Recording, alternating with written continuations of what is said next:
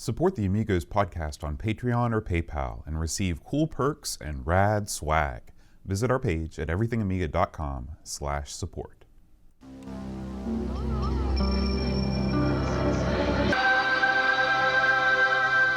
Amiga, the first personal computer that gives you a creative edge.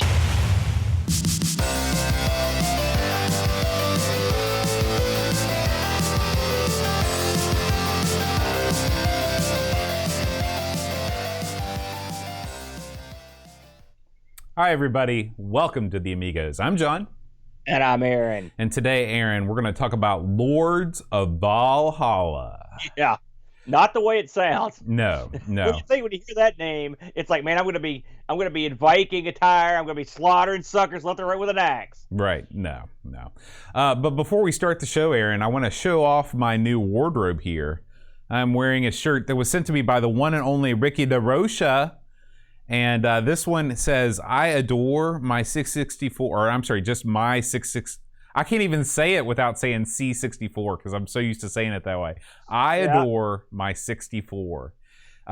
Ricky bought me this shirt for my, my undying love and appreciation for the Commodore 64 computer platform.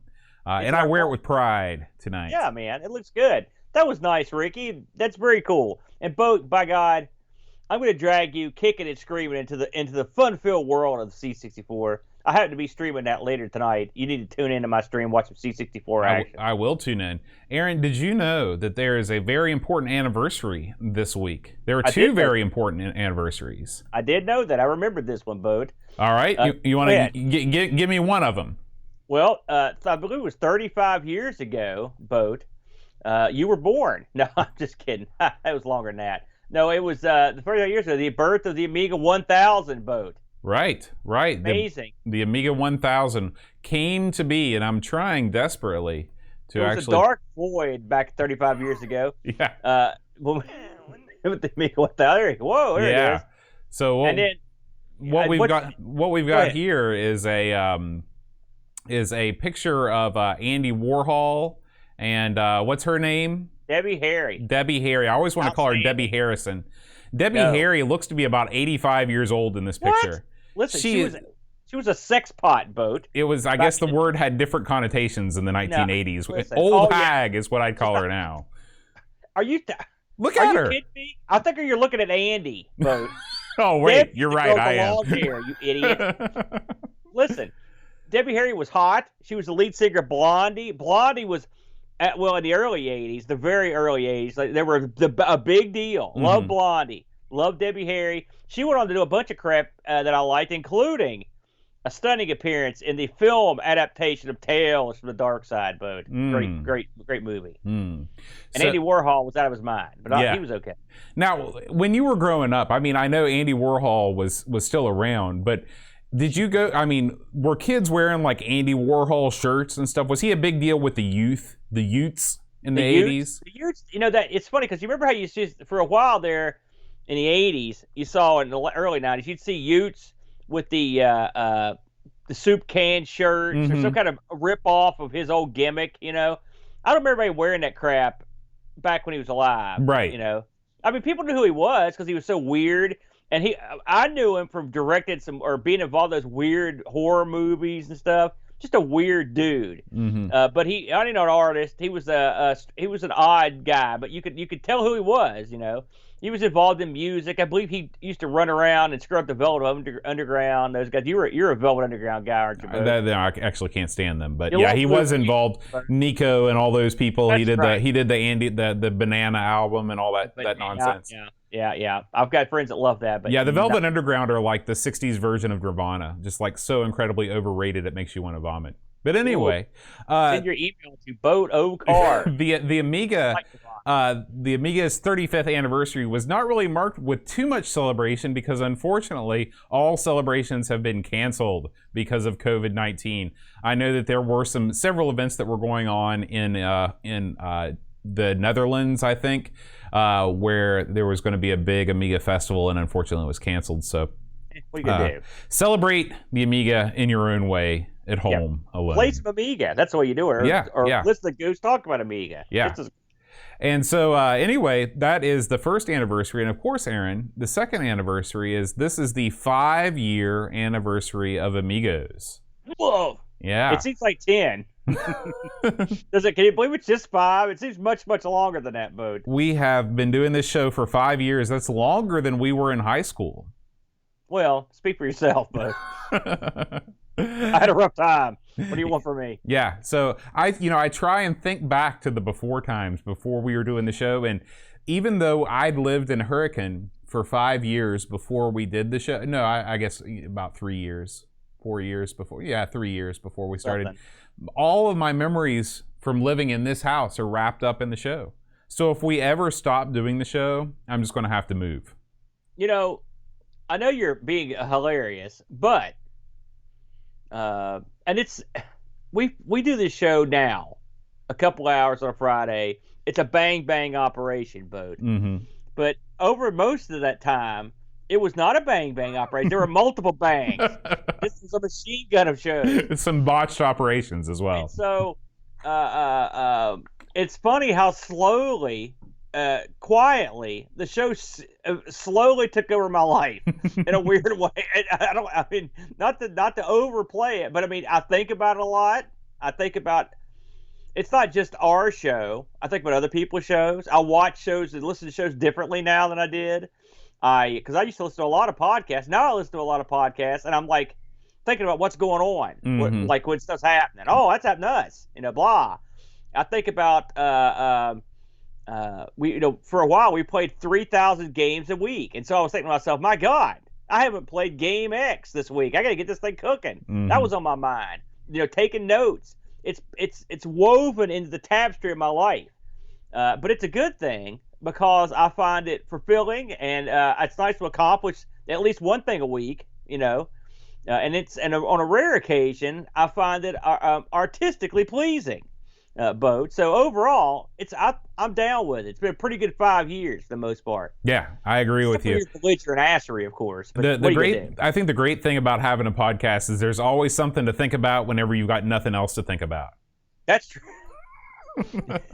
It is the embodiment of just like idle stupidity. It's like idle stupidity and extreme navel gazing. That is what it takes to become a podcaster. Put the graphic over there on the screen. That'll do it. It's funny. I rearranged the room today, as you mentioned earlier, Mm-hmm. and I mean, my room was an absolute disaster. You've been in here, disaster, and so I never did anything about it. I tried and failed. And the one thing that got me to do something is I was sitting here watching one of the old shows not that old, a couple weeks ago, and I looked in the background. I could see a pair of my clothes that was just laid on the floor, and I was just like, man, look at that background. That looks like total crap. I've got to do better than that. And so, if anything, after 5 years on this show, it got me to clean up my room. So there's something you can say. You'll have to call your mother and tell her. The 5-year anniversary of the Amigos, my room was clean for one day. All right, Aaron. Well, that's enough. That's enough reflecting back on our own glory. Let's move forward with what's going on right now over at everythingamiga.com. And happy birthday, Amiga. Yeah, ditto. But we were out a couple weeks, and in that time, a certain man, a Duncan man, went to work, Boat, with a couple articles here.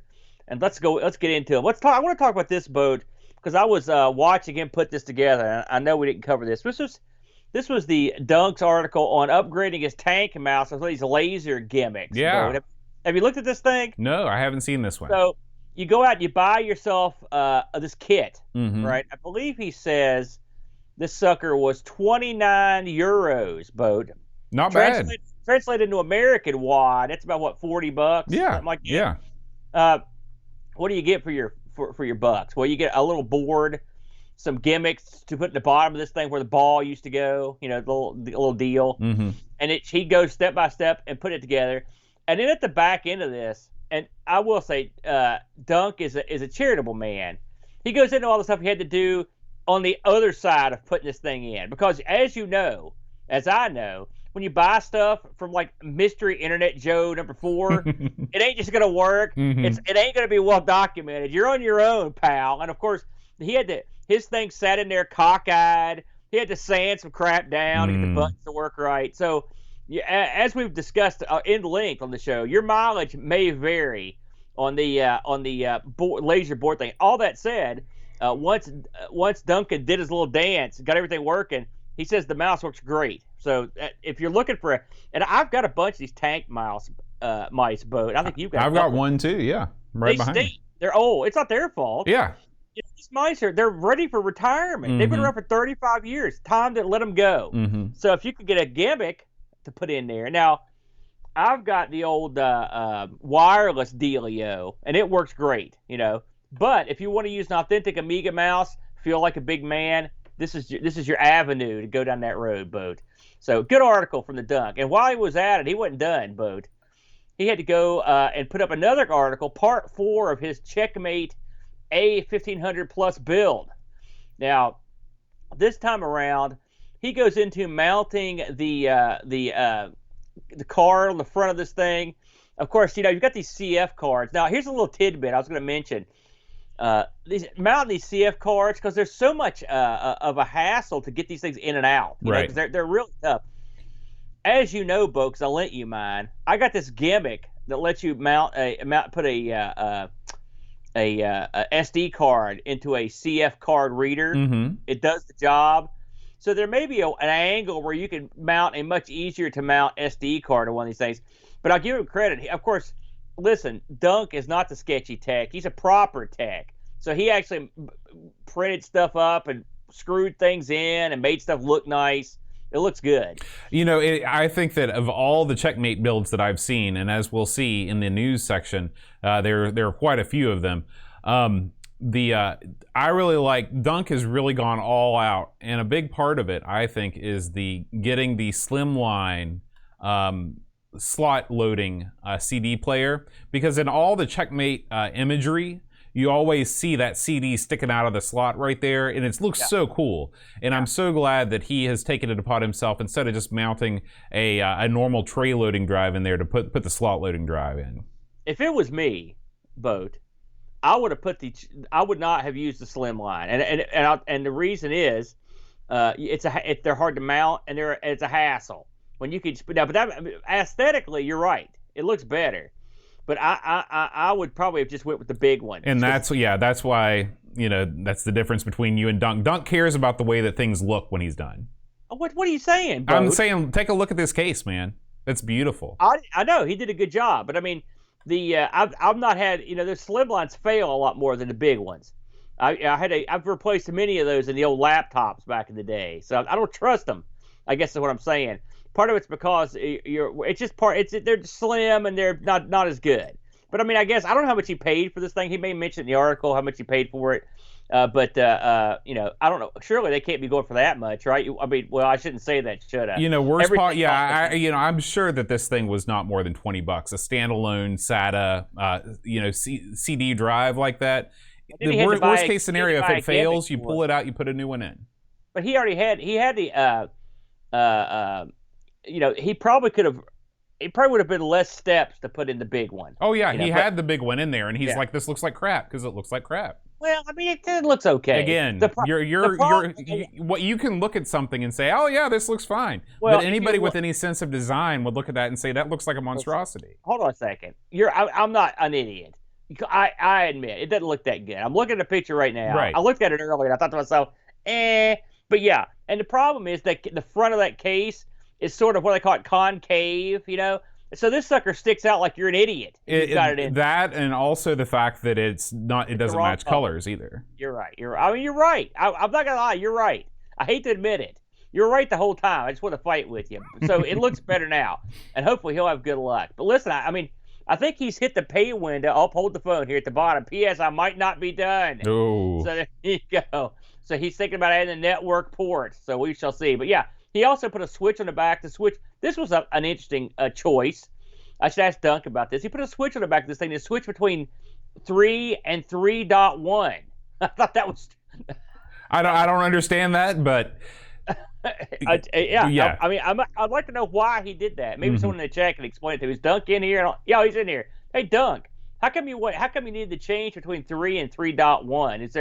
Is there some reason that you would need to change between those two? I mean, I thought they were pretty much the same. We'll wait for him to answer while we move along. But yeah, otherwise it looks great. I mean, Yeah. the dunk clearly. By the way, did you see the stuff he did on the back?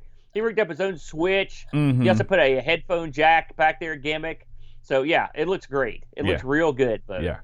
All right, and moving right along to this next article, Aaron, our Amigathon 2020, of course, was last weekend. We raised. Actually, this total needs to be updated. We've raised more than this, more than $5,370 over the course of 12 hours. It was a good time.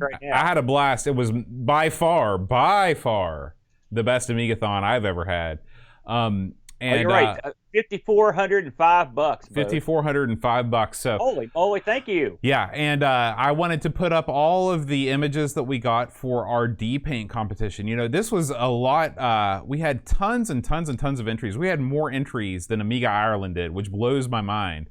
Yeah, that was awesome. Yeah. And the great thing about it was we had such a variety of entries too. I mean, we had stuff that looked sort of anime to, you know, South Park, a lot of like pre-rendered stuff, Doug's thing, which was like mixed media. You had that photo that was retouched by Bill. So tons and tons of great, you know, different applications of Deluxe Paint. And so you can go over to everythingamiga.com and check out all the winning entries. We want to congratulate Rod March for the winning the competition with his D-Paint Cyborg. Yeah, that was man. Could you believe that, Boat? Yeah. I can't believe we were involved in that piece of art in some capacity. And like that was shown on our show. Right.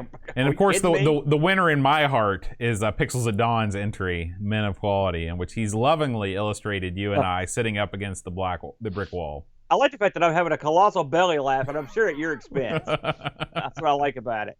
Listen, the art, the music, I mean, they were great. I couldn't believe it. I could not freaking believe the quality of this. Mm-hmm. It was great, Bo. All of it was good. And with some of the top people. Yeah. You know? So, yeah, that was great. The trivia was fun. I had a good time going through that. Listen, Neil from Retro Man Cave and Amiga Bill were off the charts. Amiga Bill, this guy, we need to send him to a foreign country, like Ambassador Bill. You know, we send Neil in to smooth him out, and then Bill zaps him back up. It was unbelievable. So that was nice. We thank everyone for participating.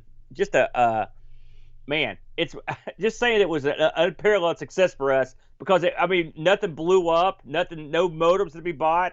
It was alarming. We didn't have to play. It came from the desert for 2.5 hours at 4 a.m. It was fantastic. Just to toot your horn a little bit, outstanding work. Well, thank you. You've done it again, Boat. Boat was behind the scenes, like he needs like octopus arms to do all the crap. He had more tabs opened up than I did at all the bars in Louisville. I mean, he had tabs everywhere. I couldn't tell what he was doing, but he was getting it done. He took care of business. Thanks, also special thanks to the Brent. Pix was in there taking care of business. We had a lot of people doing the good job. So everyone in the Amiga community that watched or participated or donated, it's a win. Amiga Bill called it the greatest day in Amiga history. That's what he said. And Bill would know. Yeah. So salute everybody. Yeah. All right, Aaron, let's shift on over to our YouTube channel and see what's been going on lately over there. Now, we've missed a lot of stuff, so I'm going to go way back. Okay, man. I've got to try to find the last thing we actually talked about here. Let's start with, I don't think we talked about the Bruce Lee compilation. Did we talk about that? I can't remember. No, in fact, I think that's probably a good place to start. Did we talk about the? Yeah, we talked. Okay, that's good. Yep. So let's talk about this Sega Master System Bruce Lee thing. I've never. What is it? Can you explain this to me, folks? So Bruce Lee got a port on the Sega Master System, and this is the port. So this is the port. That's what I was. So this looks great to me. Yeah. Have you played this, Bo? No. This is Chris Folds. He is, and it says that this, I guess, this has got to be the best looking version of this game. I mean, the fidelity is incredible when you're used to looking at all the other versions. Oh yeah, and it looks. I mean, it runs. It looks like it runs real quick. I mean, I just, I got to get this. This must be mine, Bo. Do you know any specifics on this in terms of what it costs or what that sort of thing? I got nothing on that. I got nothing. So I wonder if I'm going to see if I'm gonna see if Folds got anything written down in here. By the way, great job. You can download it for free. There it is. Cool. And Folds even has the link. So good job, Chris. A great job. And Folds has been doing a couple videos here, and he's doing some good work there. So thumbs up to that. We're always down with some Bruce Lee action, ain't we, Boat? Absolutely, man. Now, let's move along here, Boat. We're going to quickly go through this stuff. A week ago, let's talk about this. Your arcade stream. What'd you play in this? I watched a little bit of this. Here we go. So I started out, and I was like, well, let's just start out with some Outrun. And of course, you can never go wrong with Outrun. And then I moved over to the, I did another game. This was Turbo. I believe that you were in the chat. I told you about that. Yeah, and you recommended that. And then I shifted over to the PlayStation 2, and I played some PlayStation 2 Outrun. If you have not played the PlayStation 2 version of Outrun, it looks great. It plays great. I mean, this is a true, a very good successor.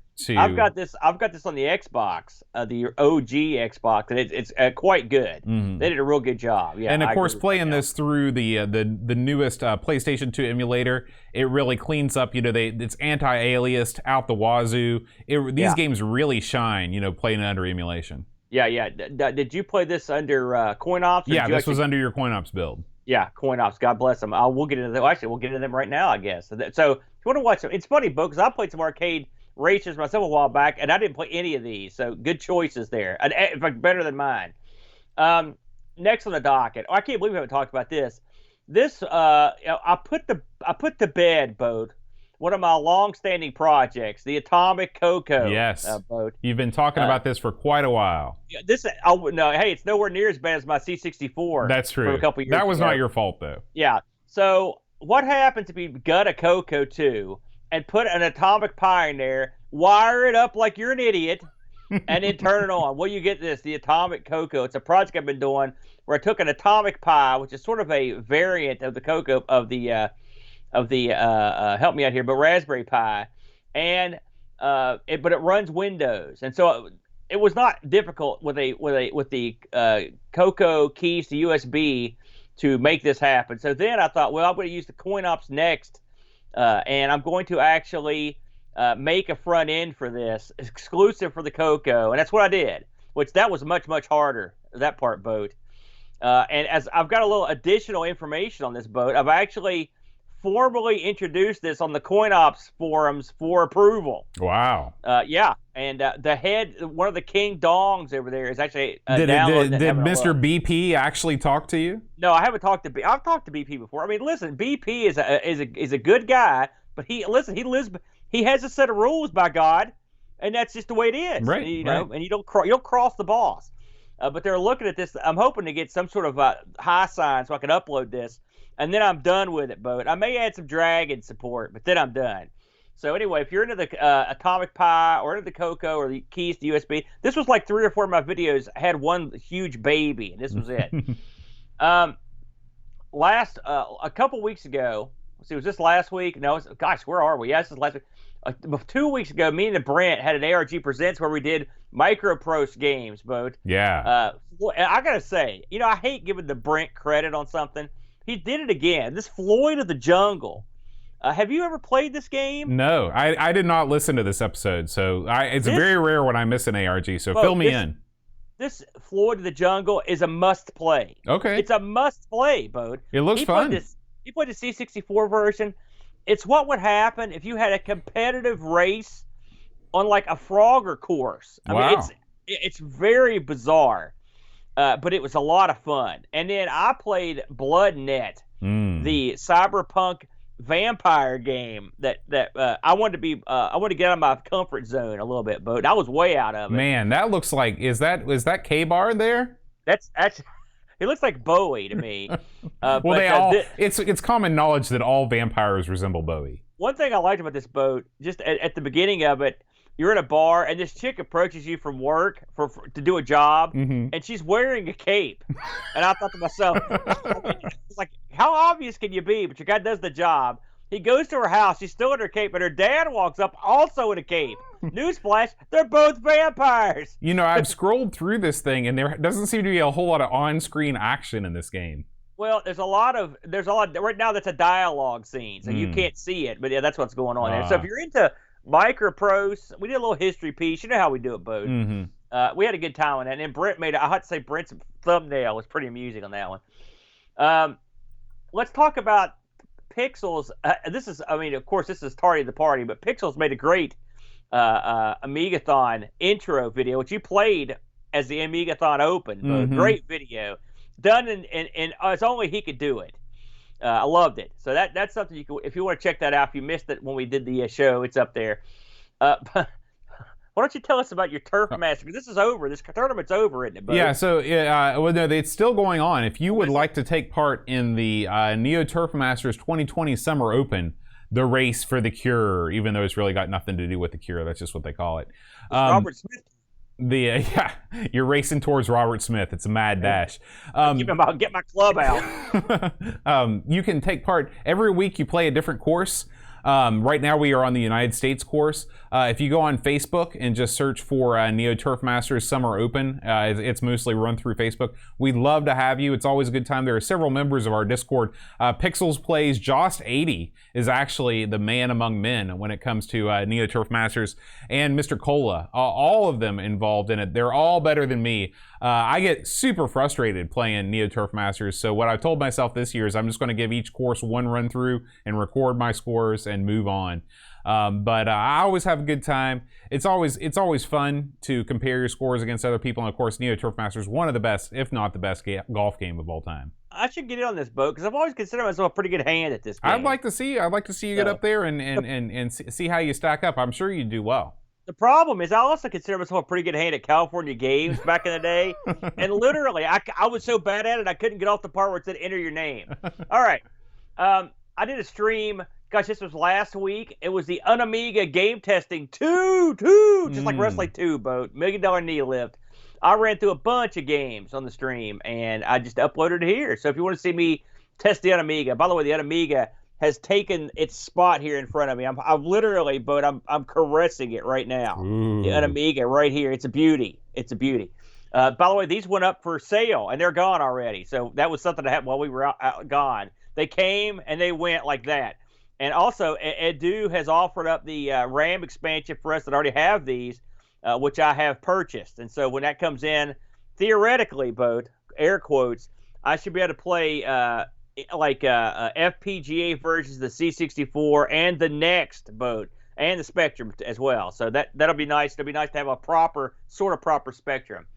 Let's see. Okay, this was last week's ARG. We did Amstrad games. It was Chat Choice. They Chat Choice. This is the second time they've chosen Amstrad. The chat loves the Amstrad. We picked a couple wacky games. You know, Bo, I did my old trick. I picked a game solely based on its name, but it paid off this week. The Island of Dr. Destructo, Bo. Yeah, I was checking this game out on YouTube, and it looks great. It looks like a lot of fun. You know, a dude in the chat schooled me on this. This game is a direct ripoff of an arcade game. It looks it looks sort of like a Time Pilot. Oh, listen, that's what I said, and Brent badmouthed me the whole time. Let me see what this game. I think it was. Let me find it here. Two Tigers. And the thing is, I remember playing or at least hearing of Two Tigers. So if you want to try this on the arcade version, Two Tigers, that's the game. But we had a good time. Brent's game was Doppelganger. If you can figure out what the hell's going on in that, let me know. Now, but I'm going to let you cover the rest of this stuff. This is all Amigathon related. So once a day until we run out of entries at midnight, at the stroke of midnight, I release a mod from our mod competition. So I think we got maybe 5 or 6 entries total. And so most of them are already out. We want to give a big congratulations to Barkbit with his entry Neon Bang as the winner of Amigathon 2020. Barkbit, no stranger to the tracker, him composing the wonderful closing theme, the haunting closing credits theme of the ARG Presents show. I think he named that song after a stripper I used to know. That's if they were there's a stripper name, or at least the music she's gonna dance to, Neon Bang. That's the one. Yeah, it's funny when we played that song. Of course, we didn't know. Well, you may have known. I didn't know who did the songs. You know, I had no idea. And I knew, I was like, that's a bark bit right there. It's got its little fingerprints all over it. Good. Yeah. But listen, there were no duds. It wasn't like last year where me and you staggered forward trying to make something. I was like, this was like gold. It was like just like the art. I was like, man, it was tough contest. Competitions are much better when we do not enter. That's for sure. Well, I did enter the art one, so I was there just to screw that one up, and so did you. Yeah. I'm thinking about it. All right, and finally, we end our cavalcade of videos with the Amigathon 2020 Boat and Aaron morning block. We kick things off with Pixel's great trailer. Video. And then, of course, I had to jump right into the Addams Family. Played the Addams Family for about an hour.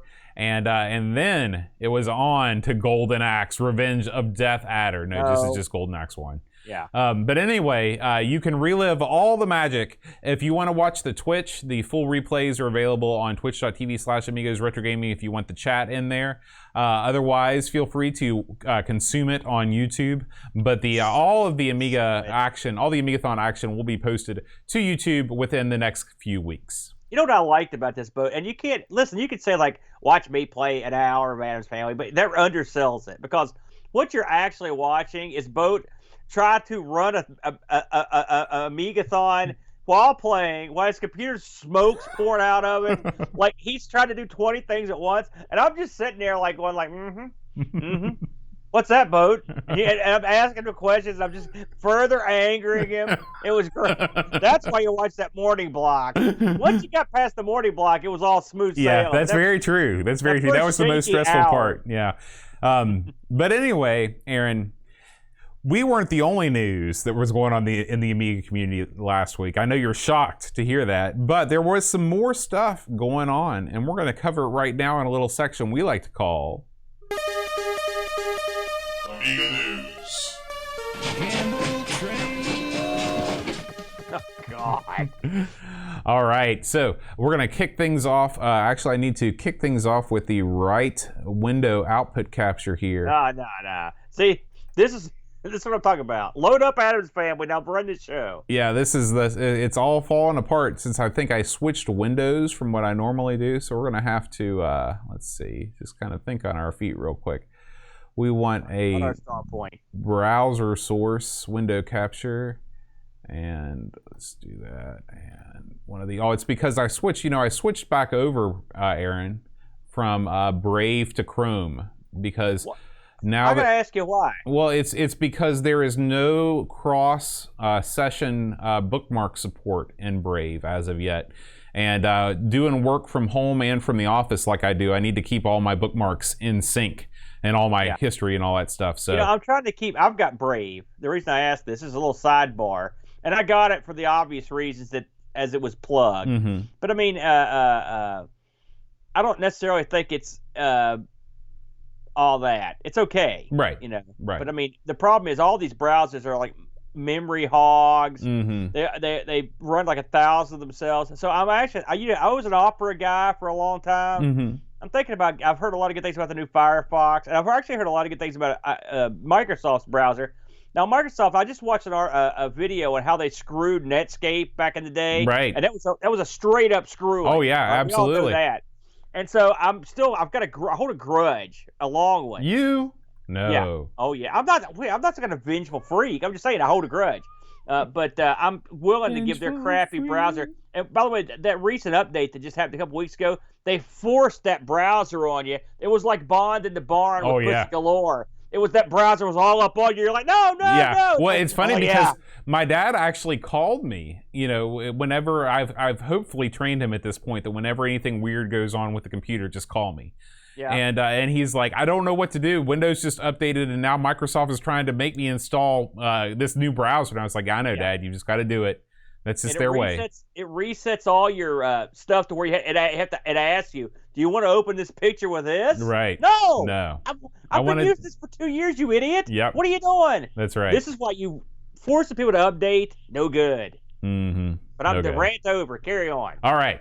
So anyway, let's talk a little bit about what's been going on in the wider world of Amiga news, Aaron. Doug Tenmark is back, and this is his second annual Amiga art contest that he runs in conjunction with Pixel Vixen. Yes. and you can check it out, and basically you can enter. There's all the information here. If you just go to Tin Mark's YouTube channel, he talks you through everything. The deadline is October 11th, so you still have tons and tons and tons of time. He is trying to run this from original hardware. He says he wants your submissions in IFF and mod.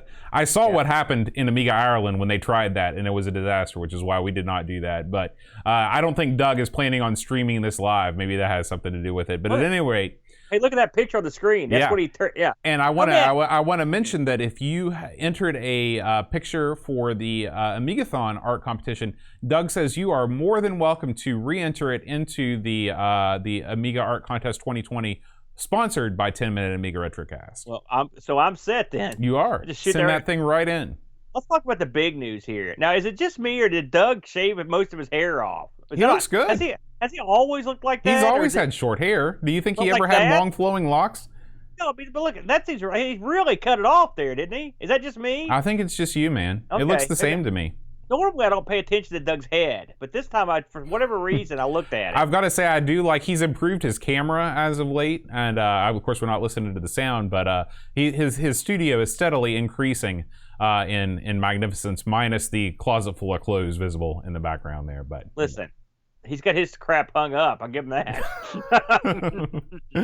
All right, Aaron.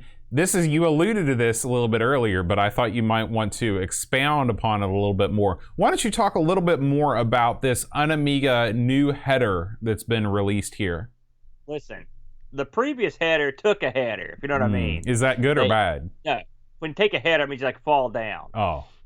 For the obvious reason, there were some technical faux pas. That's where our friends up in Quebec. So the Unamiga is Edu's wacky Spanish gimmick. It's a FPGA Amiga that fits into an Amiga 500 or checkmate case.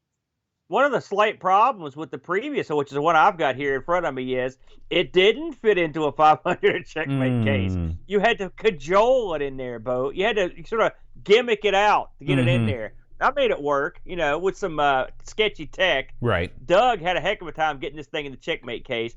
And it goes down to, I don't know, holes were misaligned or who knows. So anyways, this thing runs at a 25 megahertz FPGA version of an Amiga 1200. You can also switch between all the chipsets. The previous version, which we've got, had the wrong resistors. Mine had to have the one of the chips reflowed to make it work by me. But I have it on good authority that this time out they're going to take care of business old school. And myself and the Doug over at 10 Minute Amiga Retrocast, we both did videos on this. I've done a bunch of streams. And lo and behold, this thing sold out quicker than a hiccup boat. I'm not saying me and Doug sold all these, but I'm sure we at least gave somebody a foot up on what they are. I would say the majority of the sales came directly from your personal recommendation. That's all it takes? Yeah. I should be selling cars. You then. should. What am I doing? You're like Kim Kardashian in the Amiga world. Well, I mean, I would try to be fair about it. Once I fixed it, it's awesome. All right, but I had to fix it. So ship something that ain't broke, yo. Right. But anyway, this particular model is a step up from what I got, Bode. I had to buy this extra memory gimmick to get the other FPGA stuff. Like I told you, the next stuff. The new version is 1.5. It's got some extra goodies. Updated sound. It's got extra memory. It will accommodate all this other stuff automatically. You don't have to update the memory. It's going to come with all that stuff built in. And I believe this has got some sort of like wacky Wi-Fi that you can use to upgrade the firmware. Just Wi-Fi around. Listen, I've got it. So the price went up a little bit on these. I think there was what does it say there? 152. I'm telling you right now. Let's pretend that this thing ships to your house minty fresh. Everything works, right? Mounts perfectly, right? That's a steal. Yeah. Buy the crap out of this thing. I agree. Because this is my daily driver. Works great. Gameplay off the charts. Yeah, does it play every game? No. But it plays a heck of a lot more than my actual Amiga does. Especially if you're in the States and you got PAL system. This has If you VGA hold output. down both buttons, it'll boot into PAL mode. I've held down all the buttons. I've stomped on that mouse, Boat. It doesn't help. I Mexican barrier on that sucker. This is the way to go. If you're cheap, I mean, if you've got $18 billion and you can get all these scan doublers or triplers or whatever they do, you're move on. But for a cheap guy like myself, this is your baby. You should have got one of these, Boat. And when he runs another batch, we're gonna talk. Okay, man. All right, let's move on to a new game for the Amiga. You know, I was listening to Rob on Sprite Castle, the new Sprite Castle, and he ran down like 6 or 7 C64 games that just got released. There's an unreleased Port of Joust that just got rediscovered on somebody's old floppy, and some other games that just sounded so cool. Guess what we got this week, Aaron? What do we got? Super Wormy. What? What's that, Boat? I've not heard about it. Is this like a the Tron light cycle? Have you heard of Snake before? Yeah, I love that game. Okay, well, get ready to play smooth, Snake, Boat. except you need an 020, because you know nothing says processing power like running a good game of Snake. Well, 020, today that's doable. And look at that. That looks smooth, man. So this is sort of like some kind of jacked up Nibbler clone. Yeah. Yeah, well, Hey, I mean, no it's problem. like Nibbler, but without all the things. I guess maybe the later levels have walls and stuff like Nibbler, but Now yeah. does this have multiplayer?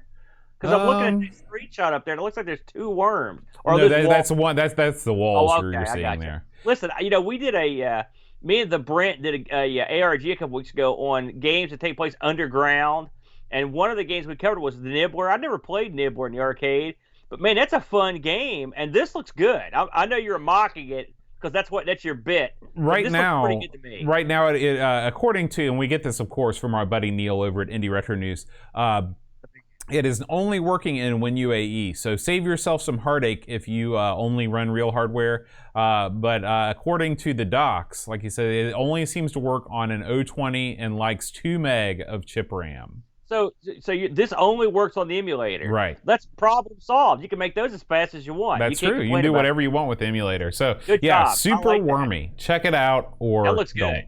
I'm going to try that. Up next in our final story of the week, because we already covered Happy Birthday to the Amiga, this is a new Amiga group that has just been launched over in the UK, Aaron. Look at this guy. What is Look at him. You want to hang out with him and play some Amiga You games? got the right site? What's going on here? This is Robin Hood Amiga Group. They consider themselves to be the Amiga outlaws of the Midlands. I see. This was a group started by Ravi. I think Chris Folds is involved in this. Some other, You know it's trouble. Those two. yeah, are some involved. other of our folks up there, and they are going to start meeting on August 8th. And because of COVID, this is going to be an in-person meeting, but you have to book tickets because they have limited availability. So if you want to get in on some in-person Amiga, and trust me, there's nobody that wants to get in on in-person meeting more than me. Book your tickets, reserve your spot. I'm hopeful that we'll get to see some pictures of this first meeting because it sounds like a really good time. With Ravi at the helm, things are going to be good. They're going to be smooth and very professional. So this is the Robin Hood Outlaw meeting. Yeah. So you know what this is, don't you, Bode? Go back. You were talking about Flack. He did a great show one time. If you go back in the You Don't Know Flack archives on Copy Fest, that is the true Robin Hood computer meeting where a bunch of suckers get together and they just pirate a bunch of games. That's right. So, That's bring right. one USB drive and you'll be fine. That's all you need now. It's not like the old days. It took like 6,000 hours. I love that logo. See the logo with the Robin Hood with instead of the feather, the Amiga check mark? Oh, I like it. so good. Robbie's he's got a lot of jack. But hey, before we shut the news down, I want to go back. I know this is not technically Amiga news, but I want to talk about it. Okay. The Tin Mark did a show just a couple of days ago on the Atari ST. Now listen, man. Are we going to talk about every 10 mark video, no matter the subject? Yeah, because let me tell you because something. I can talk about Sprite Castle for another 15 hours too. Tin Mark is all he's out of his mind in this. I mentioned this because if you're an Amiga fan and you don't like Atari, this is a show for you. He goes out of his way to badmouth the Atari, to like mock. He has mugs with the Amiga. He does all kinds of. It's a lot of like visual gags, both on this one. So if you're not a big Atari fan, I will say my working with the Atari ST has been limited, but I did not exactly enjoy my time. Have you ever fooled with one of these things, Bo? Never once in my life. We talk about all the time how I'd never seen an Amiga. Well, it's the same thing with the Atari ST. I'd never seen one in the flesh. I'd never seen, other than the 800s that we had at the middle school. That was the only time I ever saw an Atari computer. So that's crazy because we had those in our classroom, in our computer lab. That's what I mean at the middle school. Yeah. Hey, one other thing, and this is definitely Amiga related. Hot off the presses, by the way. If you're an LGR fan, I was going to talk about that next week, just in case we don't have any stories this week. Oh, fair enough then. I won't mention it. Don't ignore what I just said. Never mind. All right. I'm done. Here we go. Let's move on to this week's game, Valhalla and the Lord of Infinity. Cool name. Yeah. Yeah, I mean, I imagine it would be cooler back then. Now I feel like the whole Norse thing is a little bit played out because of the Marvel stuff and all that nonsense. It doesn't have a whole lot to do with Valhalla, though. I mean, the mythical place where fallen warriors You're definitely not going to be swinging Thor's hammer in this game. Boar's hammer would be. That's cold. So, I had never heard of this one. I'm guessing, Boat, you hadn't heard of it either. Never. This was actually the second game of the series. Didn't know that. So this came out in '94. 6 discs, Boat. 6 discs, big discs, and was developed by an outfit called a Vulcan. You know, one of these. I've heard of them. Long and prosper. Mm-hmm. They did Jet Pilot, and then they also did the other games in this series, Valhalla and the Fortress of Evil and Valhalla Before the War. So there were three games in this series. Yeah. And there were really only a few people that really were working on this bad boy. You've got Paul Carrington, who coded it. Bossman? Paul Carrington. Oh, okay. The guy from the arcade podcast. He also did the music. I guess in the game, the music is credited to a Private Affair. Good name. Yeah. But I think this guy was Private Affair, maybe with some buddies. So he coded Timekeepers, Jet Pilots, the other 2 Valhalla games, and a game called Hilsi Lido. You got me on that one. Okay. The game was designed by Lisa Tuna. She pretty much worked on the same stuff. So that pretty much, look, they were like the 1-2 punch this game. This works on any of the ECS, OCS, usual stuff. Now, when you think of a game that's called Valhalla and the Lord of Infinity, I'm thinking to myself, like I told you at the beginning of the game, is a bad, it's sort of a super studly, axe-yielding death machine. We're going to send some suckers to Valhalla, or we're going to hook up with some guys in Valhalla. Right. Or we're going to, something like that. That's none of that stuff. No. You're basically a geek who's trying to regain his rightful estate, right? It stopped me when I jump off on this boat, but that's pretty much it. That's it. You nailed it, man. He is a geek. This also got a PC port, or I guess it's a port. I think this actually arrived on, this was an Amiga game and then got a port to the PC. So let's talk about the game itself. It starts off with a cutscene, some real good special effects, a cutscene. And it's not really a cutscene. It's just the aerial view of the geek telling you his tale. But right. I knew right away this was going to be a geek-esque game. Because this guy comes out, you're thinking to yourself, well, heck, I got to help this guy, get back his estate. He must be a real stud. No. They picked the wormiest little weasel you ever saw. That tubby, he walks like a dork. He comes out and tells you his tale in a geek voice. And so I was like, oh, man, this is not off to a good start. However, once the game starts, you find out that the opening view is your permanent view. You are basically sort of like someone looking down on that character the whole time. Right.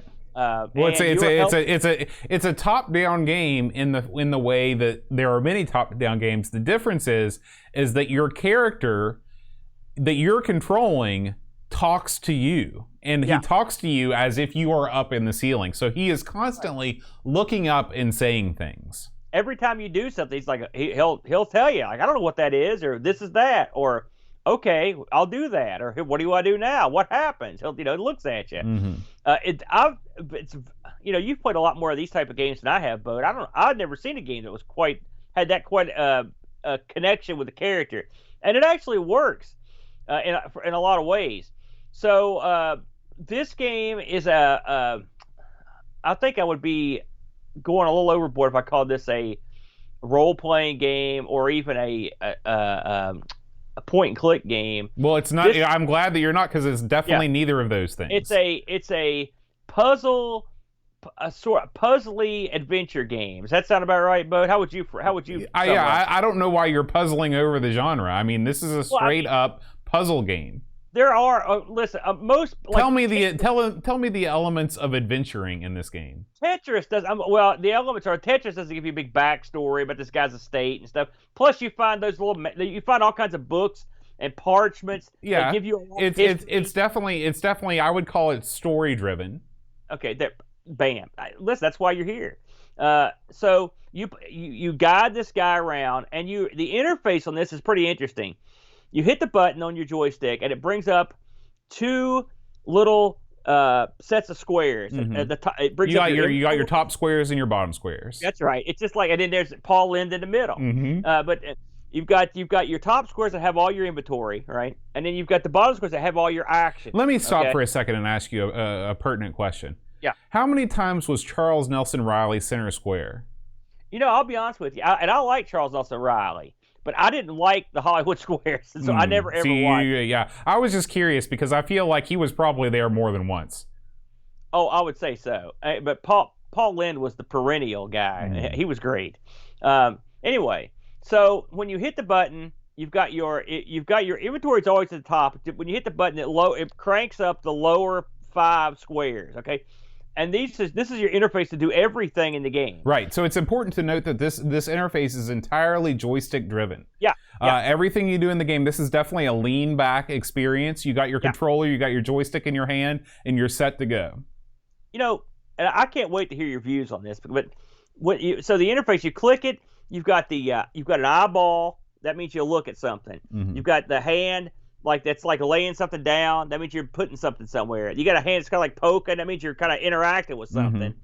Then you've got like a drink will occasionally come up. You've got a joystick, which means I'm done with this. I want to go back to just controlling the guy. Then you've got a menu to save and load. Right, that's all you got. Right, that's all you need in this game. It is a kickback experience. I will have to say I kind of dug that about it. You don't have to hover over the keyboard, scroll with the mouse. Mm-hmm. You just control the guy with the stick. So, before I get deep into this, what are your first impressions, Bo? What did you think about the interface? I was very impressed with the interface, and Pixels actually makes a good point. And you were right. I was a bit harsh, Aaron. I'm rarely harsh with you, as you know, but I was a little harsh by dismissing your genre classifications. And Pixels right. This is very similar to a point-and-click adventure game, just without the mouse. You're picking up items, you're maneuvering around a space, and you're using those items in different ways to open up new areas. That's the game. Yeah, that's the game. My first impressions were, man, your lead guy is animated very well. Yeah. But man, does he look dopey. I mean, he blunders around this place with his hands behind his back, doing a sort of a waddle. Yeah. It is not attractive in any way. That said, it is animated well. The graphics are quite good. Yeah. The problem that I have with this game, just from an initial perspective, is that everything is in various shades of brown. There it is. I was waiting for it. Yeah, I'm a guy that likes colors, and you're right. Yeah, and we'll talk about my other qualms with the game later. But everything is just that same shade, and it's very, very boring to look at. There is nothing on the screen that really excites your eyes. Duncan mentioned this, and I should have mentioned it earlier. Yes, this is an Amos game. I should mention that the game building system on the Amiga. This was done with Amos. So I don't know hey, it looks good. This goes to show that Amos was incredibly powerful. I agree with you, Bo. It is brown. Even on the later levels, it's not like I would call a rainbow of colors. Mm-hmm. Let's put it that way. And your guy does animate real well, but he's just a little geeky dude. I would like to have had a little more interesting guy to run around, but I guess that was the choice of the authors. And having not played the first game or the third game, maybe there's some significance to it. I don't know. So, what do you do with your little guy? Well, you go around this area, at least in the first level, that you're going around this mansion or whatever, and you're trying to solve little puzzles to get basically you're going from one puzzle to the next. You'll occasionally pick up items. Picking an item up is pretty simple. You move your guy beside the item, you hit the button, and the little menu pops up, and you hit the grab, and it just picks it up, puts it in your inventory. He's got, I think it's like 8 or 9 slots he can carry stuff in. When you want to use something, it's very simple. Like, for example, if you want to unlock a door with a key, you just hit the button, highlight the key, then go down and highlight the interact button, and it'll tell you if the key works on it. I mean, compared to a lot of games that we've played that are like this is definitely one of my most favorite user interfaces. I was ready to just kill this game. I mean, I was like, as soon as I loaded it up, I'm like, oh, here we go, time to kill a game. But you cannot badmouth the interface. It allows you to read stuff, drink stuff, interact with stuff. It covers a lot of bases with the limited amount of controls.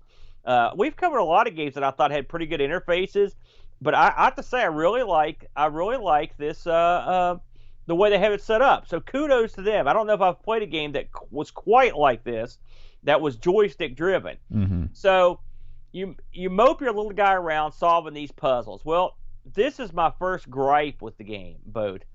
There are plenty of things to pick up and interact with, but I found without a walkthrough or some help or visual aids, I don't know how anyone could have ever figured this stuff out. Occasionally you'll come across a document or a book or a parchment or something that may give you some hints. You'll also come across these like interactive skulls that will talk to you, and you can use what they say as a hint. But these hints were, for me, I was nowhere near smart enough or savvy enough to where I could have connected these things. And it took me having to go and find a walkthrough to play through big chunks of this because I didn't have any idea what I was doing. It was really, I found it real difficult, Bo. You've played a lot more of these than me. To me, I would have made things a little bit easier, at least in the beginning. Yeah. I would have done things like color code the keys in the chests, just so you didn't have to go through, because I collected about 14 million keys within the first 10 minutes, and going through each key every time you get to a chest got real old real fast. And none of them worked. Right, ever. And none of them ever worked. Yeah. I think that my major gripe with the actual mechanics of the game has nothing to do with the puzzles themselves. I think all the puzzles are fine. It has to do with the way that this game is presented. They give you all of the story up front in a big chunk. And what they should have done, this game has 4 levels. And if you play this game perfectly, like our friend Ricky C is doing, it takes you about 45 minutes to play through each level. Okay, and that's with making no mistakes. I would have broken up each one of these levels into, I would have made each level have 4 tinier levels, and then in between give you a little something to see. Give me an animated screen, or give me just a still screen and some text, and let me know you're progressing through this thing in some way. Like when you play and all you see is this for an hour, that's way too long to be looking at this specific scene. Like if you look at any point-and-click adventure game, within the space of an hour, you're going to be looking at tons of different textures, tons of different backgrounds. You're going to be interacting with all kinds of different people. In this game, it's just more of the same for an hour. And then you get a new setting, and then it's more of that for an hour. Yeah. And your guy moves painfully slow, but you can't move faster. Not because you want to, but here's another gripe I've got. The broken floor areas where one of the first things I did in this game was go out and fall through the floor. Okay, so what they've done was they've put, and it's not like they're hard to see. Once you do it once, you won't do it again unless you accidentally do it, which I did. It's infuriating. And here's the thing: randomly fall through the floor. This is the problem. What is the purpose of that? What is the purpose of putting that in the game? There is no purpose other than to frustrate the player, and that is the problem with European game design. Well, That is the single most glaring problem of European game design, where they put things in with no other purpose other than to frustrate the player, because you don't feel like a big man when you're able to negotiate the broken floor tiles, because it requires no skill. It just requires you to walk a little bit more carefully. All it does is when you're thinking about solving a puzzle or trying to do something else, and you slip by one tile and you go down and it's game over. That sucks. Yeah, it does. You got that right. I mean, and that happened to me more than once. I started saving my game a lot, but I hated that. So the broken floor, that can kiss the old booty. That was. I mean, listen, that's a small thing, but it's a huge thing when if you fall to the floor and you're on your 50th pass through that same room, because you're going to be going through these rooms over and over and over. One thing about this game is that you nailed it.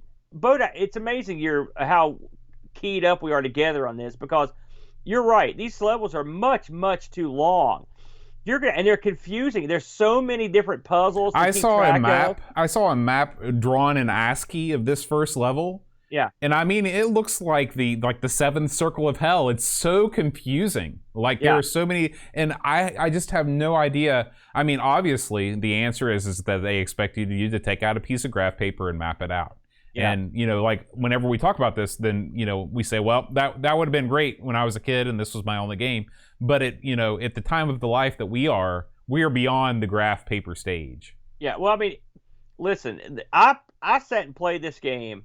I had a little more time the last couple of days. And so I actually, and part of the reason I was into it is because I really did enjoy it. There was a chill. It was nice. The sound, the music. The first level didn't have really any music, but it had cool sound effects. Yeah, I thought the sound effects were fine. Yeah. The footsteps were good. I thought that I'll leave my thoughts on our titular hero until later on. But when you talk to the skull, and the skull is like, "Bring me blood" or whatever like that, I thought that was a cool sample. He sounded like a skull should sound. Yeah, I like part of me kind of liked the chilled way you play it. I mean, there was no monsters rushing. There's no time. Right, that's another good thing. So you can take your time with it, but it's just too daunting. It's too big. I got a walkthrough up, and I was like, okay, I'm going to use this walkthrough anytime I get stuck, which was a lot. And I kept going and going and going. I was like, man, surely I've got to be close to getting out of this level, and I wasn't. It just took forever. I was like 3.5 hours in, still in the first level. I'm like, man, that's too long. Yeah. Too long. And what's scary is, you worked 3.5 hours. Oh, you fell in a crack and you forgot to save the game for an hour, and you're screwed. Because stupidly, you lost all that progress for no good reason. I would like to sit in the designing room with these guys. And of course, I'm sure there's just one or two people. And I would just like to ask them, how much time do you expect the player to put into this game in order to be successful at it? And I would call being successful, it's like when I used to do my ranking of platformer series, it's like, can I beat the very first level, Yeah. Because anytime that if you play it perfectly and you get through the first level and it takes you an hour, I mean, it's just crazy. That means that you'd probably have to spend at least 3 times that long if you're bumbling around and it's your first time, Now, this game does have a save and load system, so it's not a complete, screwing. But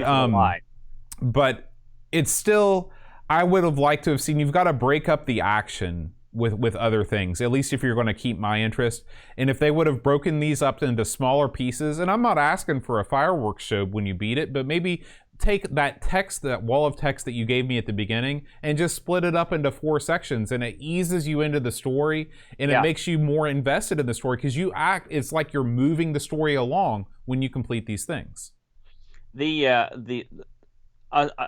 Some of the puzzles made sense to me. A lot of the puzzles didn't.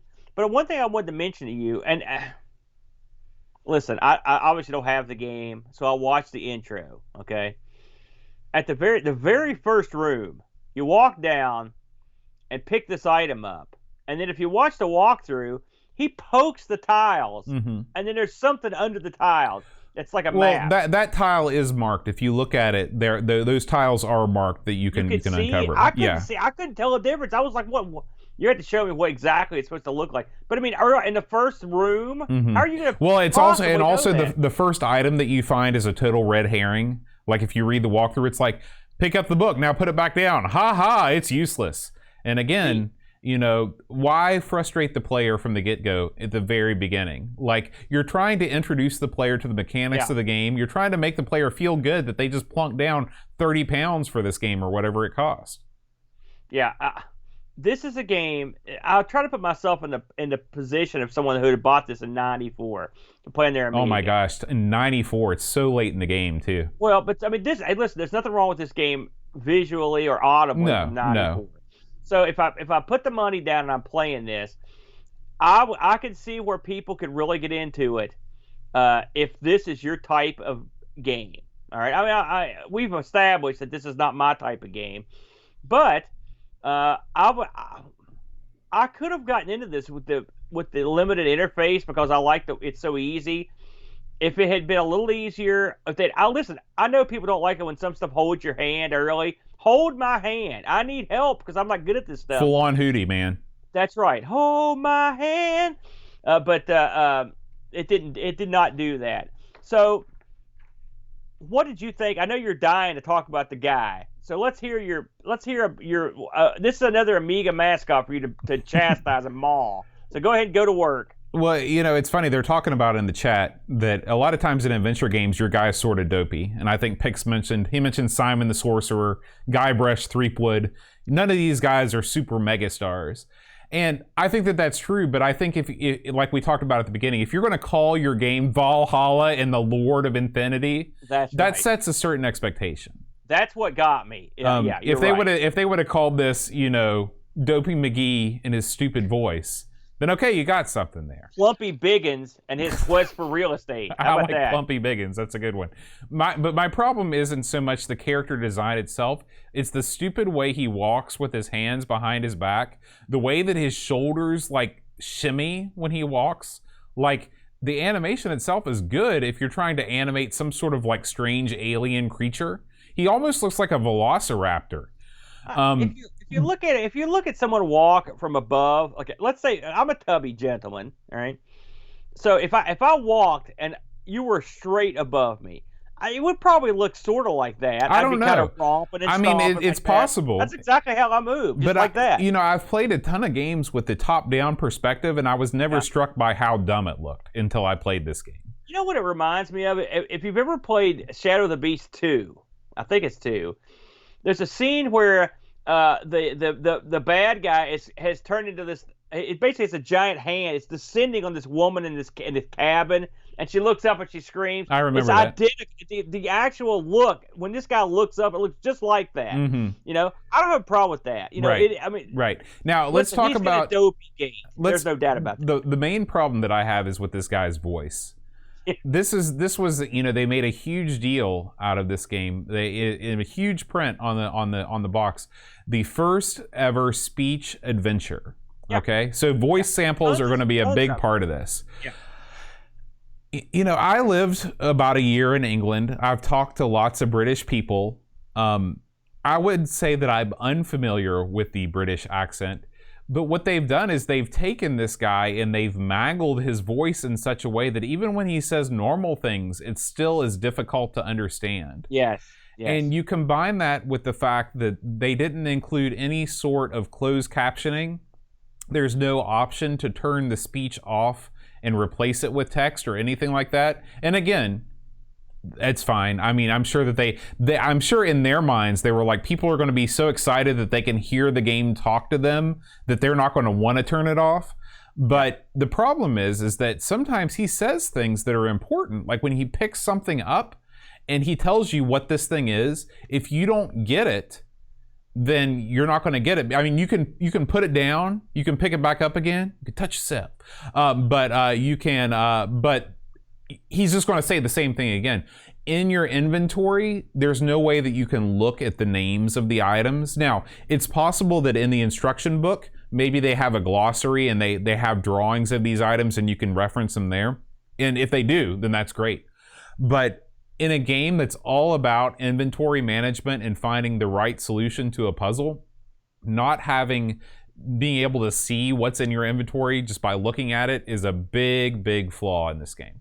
Well, I will say I did have trouble and I'm like you, straight from the streets of Sussex. I am. I can understand pretty much anything, and you're in as slangy as it goes.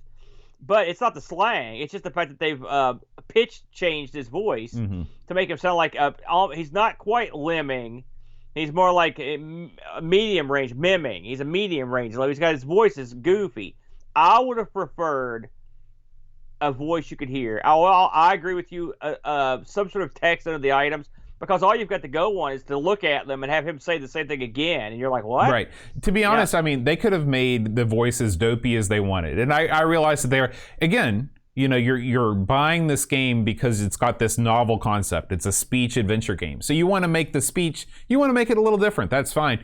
Just give me the option to be able to tell what my items are, and I'd be happy with that. Yeah, I will say, I do appreciate the fact that he talks a lot. He's got a lot to say. I like that. And every action that you take, he will say something. Yeah, and if you skip forward, I don't know how far into this, because there are level codes. I don't know how far into this you went, but I skipped around, and I watched the ending of the game, and he gives a full speech at the end of this game. Yeah, it's very Shakespearean. And then he gives you 3 cheers, hip hip hooray. I don't know if I'd go with Shakespearean, but I mean, I think you're going a little bit over the top there. But he does give a speech. It's not like the St. Christmas Day speech. And the bad guy's bad mouthing up, you be so and so, I get you, you know. So I agree with that. I like that. I like that aspect of it. Now, something else I want to bad mouth while we're at it. What year is this game set? Can you explain this to me? Oh, because I'm rolling through the game and I pick up a freaking credit card. There's a freaking ATM in it. I pick up a potion that gives you a rubber soul. I'm like, what is going on here now? Is that wackiness? Yeah, is this a wacky game, or what is this? I don't have a problem with that. I love it when there's anachronisms in games like that. I don't love it. It takes me right out of it. Listen, I wanted to be taken right out of it. I don't want an ATM in that sucker. No credit card. The last thing I want to see is, listen, I got credit card problems in real life. I don't want to pick one up in the game. I don't want to do this little geek. Don't get credit problems, little buddy. You don't want that. You know, this dungeon with a credit card machine in it, get that out. That's no good. That's an F. All right. Well, we differ in that, but that's all right. Yeah. So I didn't like that either. I think overall, if you like this sort of game, you know, if you like, if it sounds intriguing to you, I think you can get a lot out of it. I just think that this is, you know, from the get-go, it's not my sort of game. I would much rather play a side-on, more traditional, you know, point-and-click adventure game. Or if I'm playing a top-down game like this, I'd want it to have more action elements. Something like a Legend of Zelda, which Legend of Zelda is a lot like this, except it moves a lot faster. There's a lot more varied environments. Everything moves faster. And you have to deal with enemies, but you're still doing the same things. You're still collecting keys. You know, you're uncovering hidden objects. This is definitely just a straight up top-down puzzler with a speech gimmick. It's got good atmospheric sounds. There is a health and energy stamina bar. I never got far enough to have to do either of those things. But you never get the strength potion or anything? No. Yeah, I got them. I got so frustrated because, like I said, I would really be getting into it, and of course, I could always save my game, so it's my own fault. But I just make one wrong move, and I'd be through the floor, and then would be game over. And so, I got most of the way to the first level, and then I piddled around on the other levels. Listen, this game is one of those games for me. I disagree with you on one thing, which is I would much rather play this type of game than a point and click. Okay. I like the convenience just sitting on my hind. You know, I've got the gamepad here. I'm kicked back. I got a cold one. I'm playing this game, right? Yeah. The problem is too much of a dull thing. You can't have a game like this and then have repetitive, dull, expansive levels. Too much. Cut it down, man. Cut it like you said. And to be fair, I have the same problem with the Alien Breed games. They're a much faster paced game, but you're still looking at the same background through the whole game. Listen, we've played more than a few of these point and click games on Amigos, and yes, every one of them includes you going back over some places you've been. But this game, you go back over the same spots again and again and again and again because they different elements that you have to get in other parts of the building require you to go all the way back. That stupid area that has all the broken floors, it's like a maze. Mm-hmm. I must have went through that thing a million times. You know, Right. it's just like, oh, you know, please. No, that's not the way you do it. So I give these guys an A for taking Amos and kicking that thing up. I give them an A for the sound, except for the pitch voice thing. I give them an A for the thought, but they don't get an A for the name. They don't get an A for the level design. They don't get an A for the. I thought some of the puzzles were just too bizarre and obscure to figure out for a layman like myself.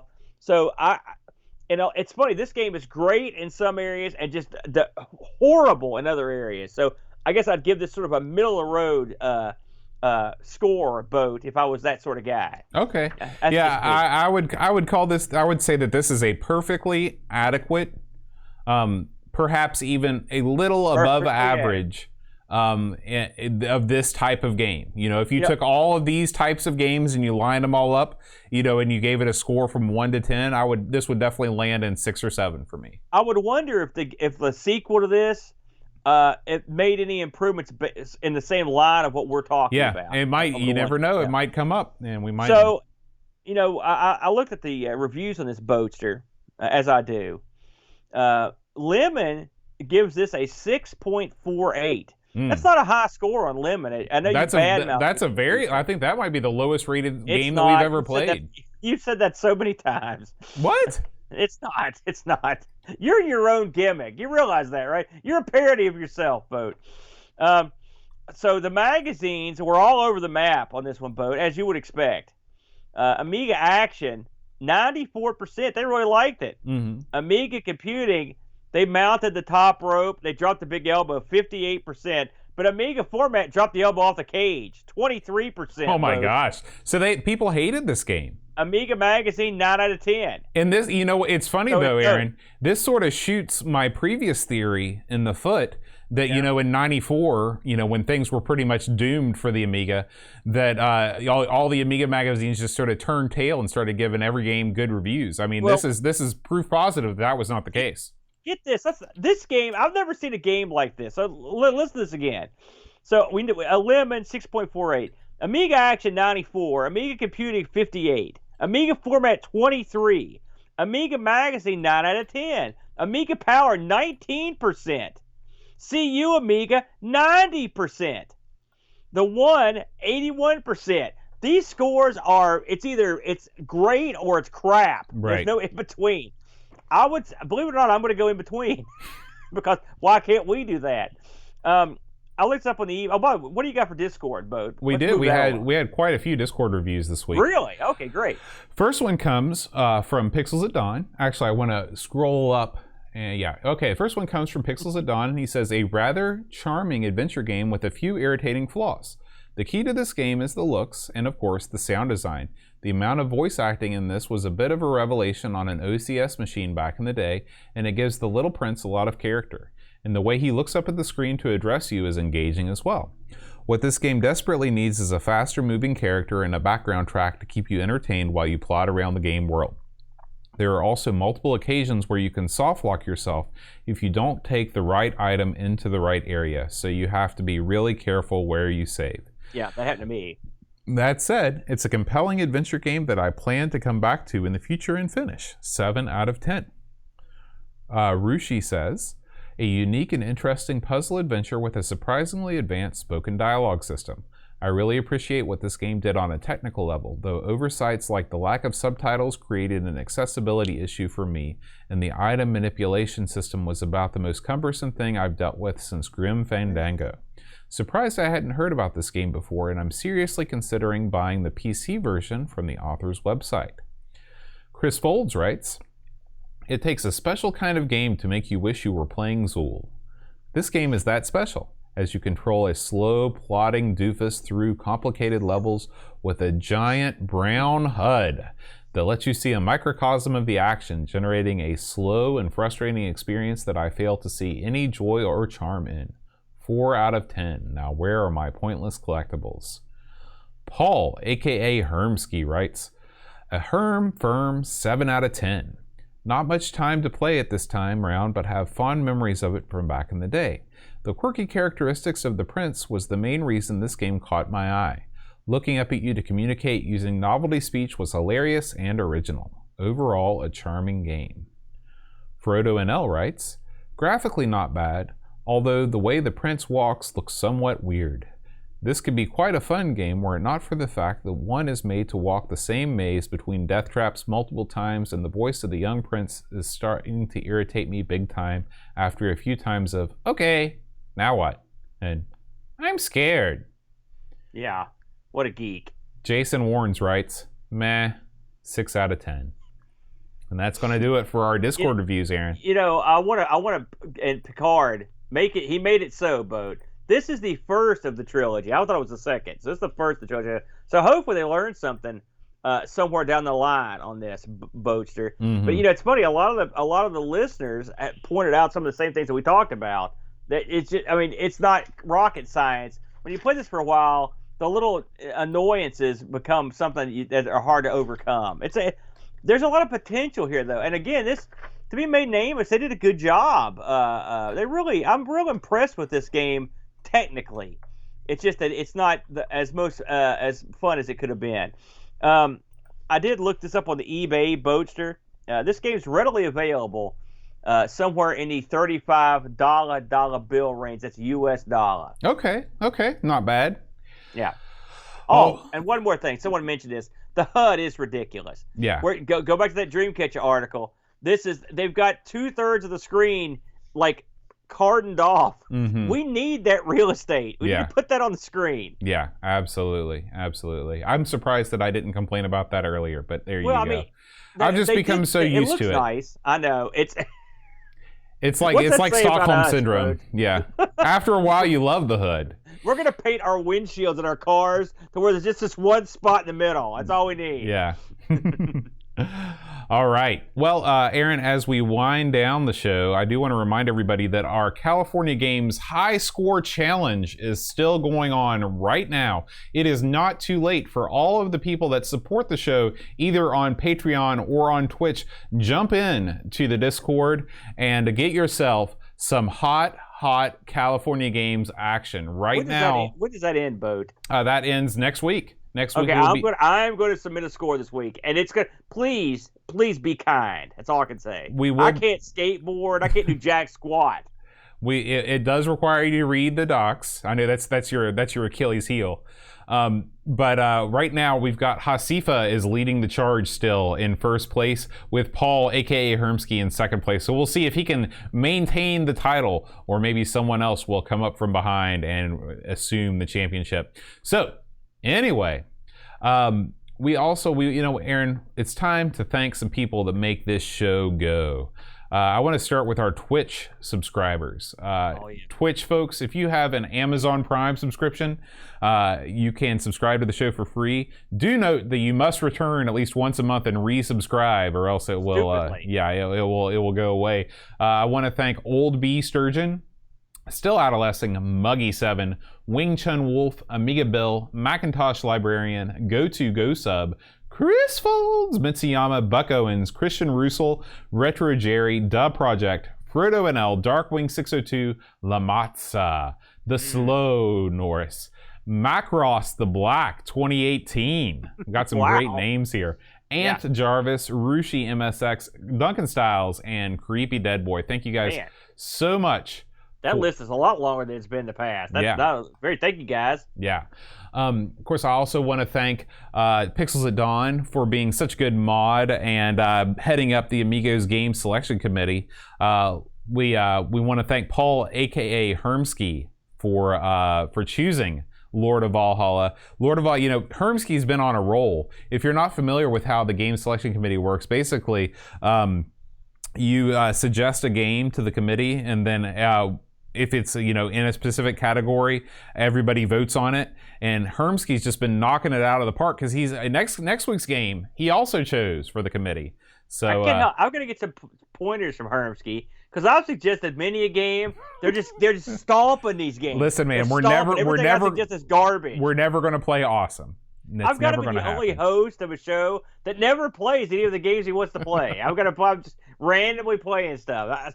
My taste must suck, Bo. You know me. Do they suck that? Do I suck that bad, Bo? Help me out here. Well, you do like gods. Yeah. And you do like Sword of Sodan. You got that right. So I'll just leave it at that. So anyway, I want to thank all the fine folks that are watching us live on Twitch. We do record the show live every Friday at 4 o'clock. You can join the fun with Hermsky, Uber Scuba Diver. We got 1 FPS, Amiga Live, I-10, Bitstorm, Buck Owens, Cobrain, Commander Root, Dinu, Drummer, Duncan Styles, Eddie Yemick, Edvin Helland, Electrical Longboard, Frodo NL, Giro Lamo 85, Helm, Hermsky, I am Paul H, Jamis F, Jason Warrens Lamatza, L. Curtis B, Lurks, Macintosh Librarian, Mitsuyama, Mr. Cola, Olav Hope, Paul Kitching, Picard 2010, Rimattstino, Still Adolescing, Super Tech Boy, Uber Scuba Diver, B&K, Vigoro Pros, and Z9K9. Beautiful bunch. A beautiful, handsome, intelligent bunch. Yeah. Or beautiful, depending on who you are. I loved it. Very good. All right. Last week, Aaron, was Amigathon. We did not have a Patreon song challenge last week. But this week, we are going to have,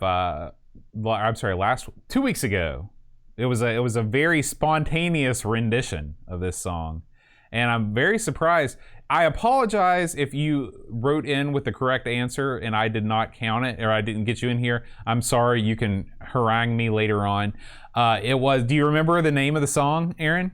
No, I don't. Two weeks ago. This might have been a little outside your wheelhouse because it is from the R&B category. Oh, geez. Return of the Mac was the name of the song. Okay, I know the song. And That's what you were doing? I think that he was from. I think he's from Leicester. I want to say, is that right, Pix? Anyway, I think he's also in jail now. But at any rate, Return of the Mac. Kate Fox and Gary Heather both got the correct answer. So congratulations to you guys very much for getting the tune. If you would like to support the show, feel free to head on over to patreon.com/Amigos Podcast. You get access to our Discord server where we're talking all the time with the greatest people in the world. You get access. You can join the Amigos Game Selection Committee and suggest games for us to play on the show. Help us. You get awesome magnets at the end of the year.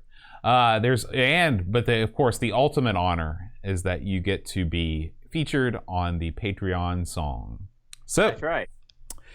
Let me prepare myself here. You have to put yourself in a certain mental state. You have to stretch for this one. Oh, you got to stretch before any sort of athletic endeavor. Look at you. All right. It's been a while since you stretched, hasn't it? It has. Yeah, I knew it. Cello code, Mark Byland, Olaf Hope, Hermsky, Jonah aka Simulant, Jeremy Jones, Ethan Little, Alien Breeder, Dave Velociraptor, Cowbird Boy, Joel Fuchs, Lane Denson, Luke Hudson, John Cook, Bomb the Bass, Roshi, Frodo in El Sol Incisor, Tech Major Gan, Mr. Cola, Daniel Williams, Bernard Lucas, Jerry Dennington, Zorglub, Commodore Kid, Reflection, Simon Lech, Captain Crispy, Kid Bison, Gaffing, Gary Heather, Free Lunch, Kate Fox, David Bickford, Cameron Armstrong, and Jones, Lobster Mineta, 10-minute Amiga Retrocast, Bernard Quinn, Richter Man, Kate, Tim, Drew, Simon Rose, Joseph Harrison, Kyle Eder, Rob O'Hara, Matthew Larimore, Andy Craig, Sean Zoe, Bachbit, Roland Burks, Andrew Monks, Joe the Zombie, Leaf Kalan, Alan Kebab, Checote, Levelor, John Marshall, Matthew Perro, Ricky DeRocha, Creepy Dead Boy, Figure C to Z, Stefan Sorgon, Mortensen, Edvin Helen, Blindo 75, Christopher Hassel, Rabbi Abbott, Chris Folds, Dream Catcher, Lauren Giroux, Graham Vebke, Adam Batters, B. O'Brien's, Retro and Vintage, Gary Hucker, Paul Harrington, Duncan Stiles, Tapes from the Crib, Josh Nan, Adam Bradley, Jonas Rulo, THT, Eric Nelson Kim, Tommy Humbertstad, Daniel Bingston, Brutal Barracuda, Darren Coles, Jason Warnes, Pixels at Dawn, and Kjolbjorn Barben. You suck, Boat. So that week I changed it up a little bit, Aaron. I knew that one, like that. So there's 2 songs there. If you can guess the two songs that were featured on this, I knew one of them. Then and you can really choose either one. That explains why I thought you sucked so bad. I thought you were just really bad at one song. No. Well, you were bad at 2. There's only so much you can do with the first song, so I had to mix it up. They call it a mashup, Aaron. That's what the kids say these days. That's not what I call what you just did. I can't say it on the air, though. All right. So, anyway, and this may be just like the Jimmy Buffett episode where it's just like this group is just like not famous at all overseas. So, you never know. That first song, I guarantee you. Would you have guessed that nobody would have known Jimmy Buffett or Margaritaville? No, I wouldn't have guessed that. But nobody did, except for you and like somebody else from the States. So you never can tell. I'll do some Eurovision next week. Tell. Yeah, maybe you're right, man. So anyway, we want to thank you all for listening, like we always do every week. We've gone long this week, Aaron. We've gone long. I always go long, my friend. Bam. Next week we're going to be playing California games. So get ready. California Games is coming at you quick. We will see you then. Until then, adios. Adios. Gang sign.